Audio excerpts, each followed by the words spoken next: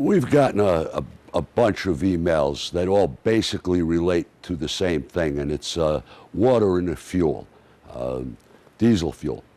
And why is water such a big issue, besides what you would think would be the obvious that it won't burn like diesel fuel? It's the fact that water molecules have no lubricating qualities like diesel fuel molecules, and thus when that water impregnated diesel fuel goes through your injector pump and into the injectors to the engine, it can do a lot of damage. They open up all these tiny little orifices and little holes. It's, the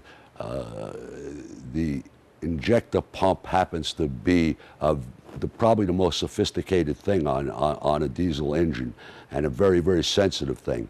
And water in a diesel fuel is a real problem. I went down here at the shop because I didn't want to spill diesel fuel all over my studio. But you need a good water separator and fuel filter on your boat. I happen to think Raycor makes the best around. It's got a clear little bowl in the bottom, and you can see.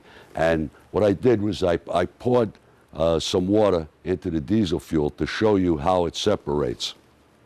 Here's the diesel fuel, here's the water.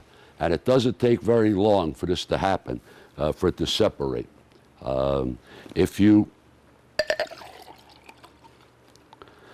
just wait a second or two, you'll see that the water is separating right out of the diesel fuel. You'll see that right in the clear bowl of a Raycor or a water filter separator. You can see it, and you have to drain it off. Raycor happens to make a little alarm. I don't know how I feel about that, because I like folks to really be looking. You should be looking in a bowl of your fuel filter or separator if you have a separator that is not connected to the fuel filter. And this is a real issue. And where does this water come from?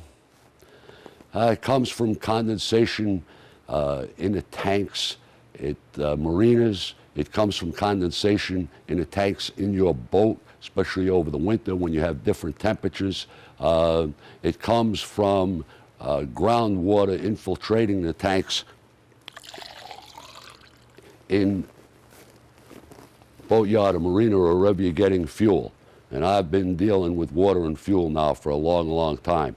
There's also some unscrupulous people who happen to know that a diesel engine will basically run on 10% water, so that if you take a garden hose and are a little careful, you can stick a garden hose in your big 5,000-gallon tank and add a little water. And especially now that we've got the price of fuel going up so high, you know, the incentive is fairly high to top your marina fuel tanks off with a little water.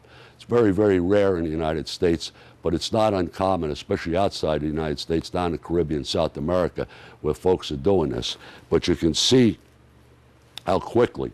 So if you're in a place where the fuel is questionable, and you're not sure about the people you're dealing with, all you need to keep yourself out of trouble is a water glass, and just before you pump the fuel, just take the and do that.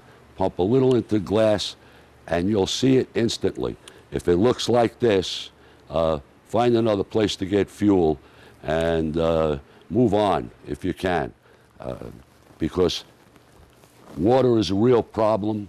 A Raycor filter and or a water separator from another company will take it out. But if you get too much water in the tanks, you can keep draining it off and draining it off, and it's a real nightmare. So keep your eye on a bowl in your water separator, and make sure that the folks you're dealing with are legitimate.